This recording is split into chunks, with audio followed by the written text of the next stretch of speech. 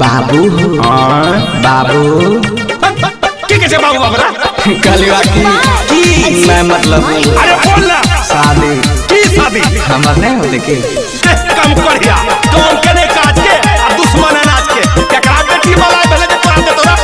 होई गेली आई जा बहनया बनाई मनबा तोहर बतिया होई गेली आई जा बहनया बनाई मनबा तोहर बतिया त की करबी लगन में हो बाबू करी दे हमर सदिया कहीं लगन में हो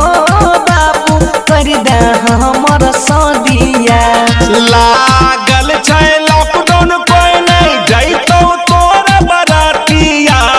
लागल छै लॉकडाउन कोई नहीं जइतो तोर बरातिया त कुछ दिन थामे रे बेटा कर दे बहु शादिया त कुछ दिन थामे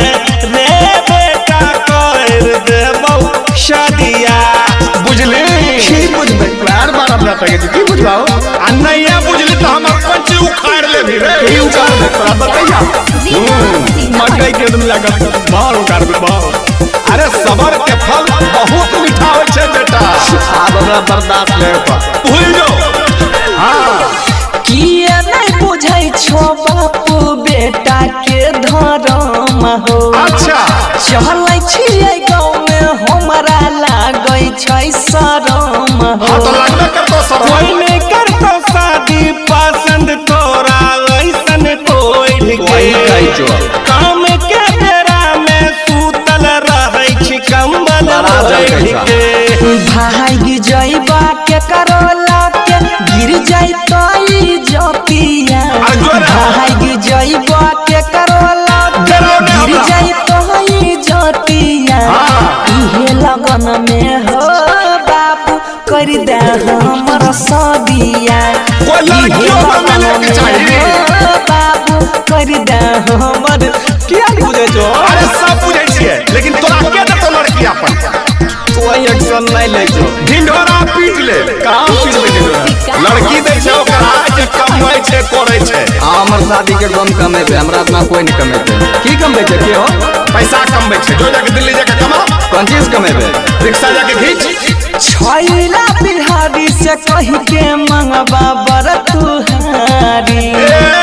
अपन लिहा तिलक हमरा दी होया पछिया गारी